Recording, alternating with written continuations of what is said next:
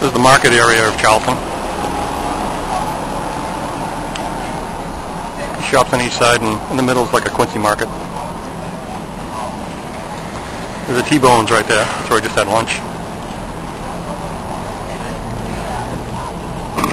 These are the carriage tours down here.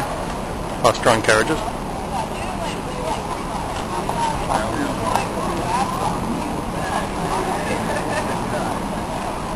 Two of the market buildings here. This is the north and the south market.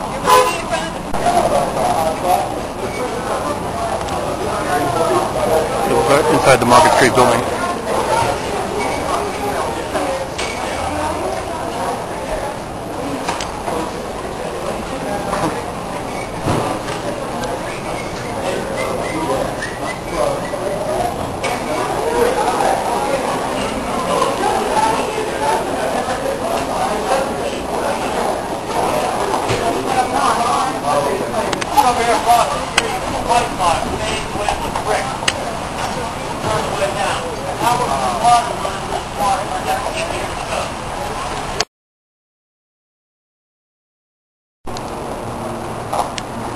It is appropriately called Church Street in Charleston,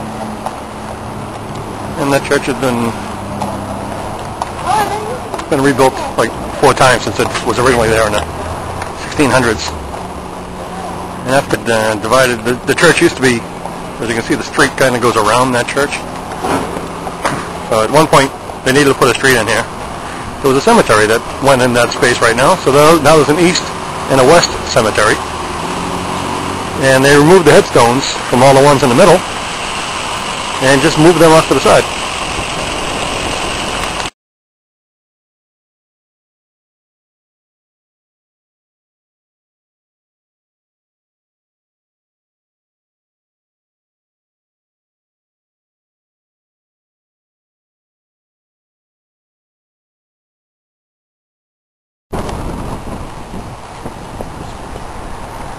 This is in the Battery in Charleston. There's a park along the water. Got a lot of old cannons and historical monuments. This is Battery Park, Charleston. Tip of it, right down on the water.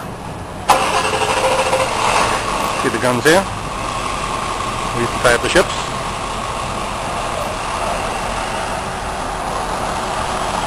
Although that wall's not level, it does a good job. And the ocean used to be right beyond that wall. The wall goes down to where the buildings are down there, and it used to continue, and the rest of that is all landfill for the next 8-10 blocks or so to the right.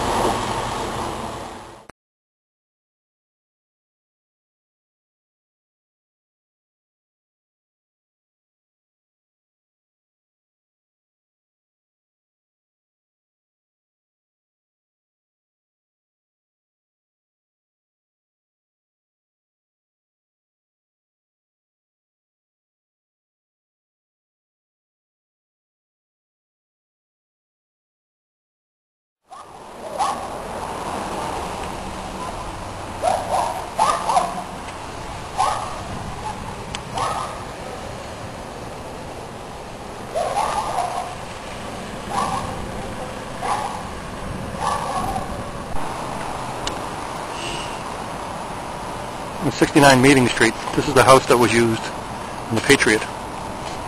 Don't recognize it from the front, but when I go around the side you can see the porches.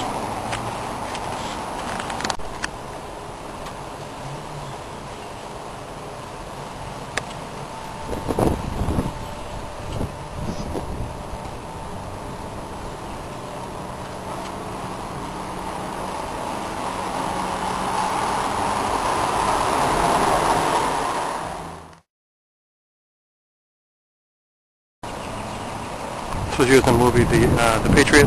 This is where they burned the effigy.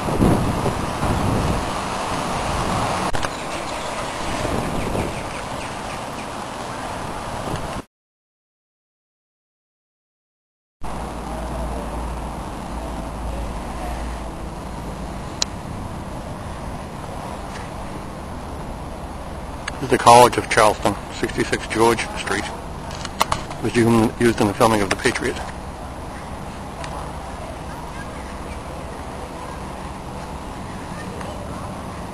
They call it the low country because there's not a lot of elevation. The Charleston Peninsula, the high points in the city are only 8 or 9 feet above sea level. And most of those points fall along King Street. There's a parking area that the church has rights to use on Sunday. Otherwise it's private. King Street. This was the access to the original walled city, and of course, this is where the commercial life of the city grew, along this route, to build an island on which the fort could be constructed. And so we see 10,000 tons of blocks of granite being placed on that sandbar, an additional 60,000 tons of rock and stone. That's the foundation on which Fort Sumter was eventually built. And when the fort was completed, it was a full 3 stories high. The battering of the Union guns during the Civil War has left it much, much smaller than that today. The Sullivan's Island Lighthouse. Morris Island also has a lighthouse. We can't see it from this vantage point, though. And much of Morris Island has eroded, leaving the lighthouse out in the middle of the water. There's been a concerted effort to maintain that lighthouse. The land that's in the far distance is Mount Pleasant, and here on the inner harbor we're seeing a shoal called Chutes Folly. And at the very tip of that shoal, the remnants of an early 1800s fort called Castle Pinckney. The last time it was really used was during the Civil War. Now, in both Folly Island and Chutes Folly, the word folly refers to foliage and nothing. They pass the tip of the peninsula to the Coast Guard station on the Ashley River. From here to the point of the peninsula, it's called the High Battery. Along Murray Boulevard, it's called the Low Battery. What's the difference? The 5 steps down that you take right at the tip of the peninsula. There's one more battery just behind Battery Park is South Battery. This is where the grand antebellum mansions are. Let me mention a couple of these houses relatively close at hand. Same with the 2 distinctive facades. We account for that by saying that the owners in the 1890s, the banking family, the Simmons, the husband and wife, couldn't agree on a single design, so they each designed half. We think the wife designed the left half, the husband the right half, thinking that those designs somewhat resemble the Queen and the King in chess. You know. Just beyond that, the Pink House is not an antebellum mansion. It was built in the 1880s by Charles Drayton. Charles Drayton was a new millionaire here in Charleston because they had discovered phosphate on his property, and that it's comprised of 7 buildings that go deep into that lot.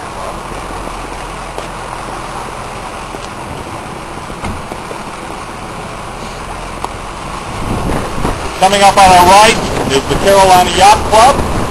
In addition to these ethnic organizations, I've mentioned a few of those, there are a lot of these private clubs, very exclusive clubs. Decorative earthquake bolts.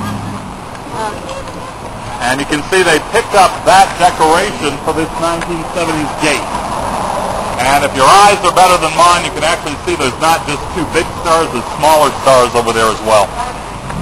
And we can't quite see all those buildings, but there's 7 of them, starting here, going deep, deep, deep, not quite all the way over to Church Street. In the early 1980s, this building was scheduled to become condominiums, and the Cato family rescued it. And they run a chain of women's clothing stores in the South. Cato, C-A-T-O. This complex coming up on the right are luxury condos. The complex is 6 years old, and it made some very unhappy people at the tail end of Rainbow Road. They lost their view of the water. Yes. On Murray Boulevard.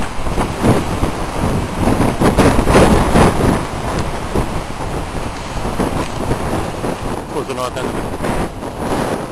Beautiful houses here. Palm trees all the way down the road.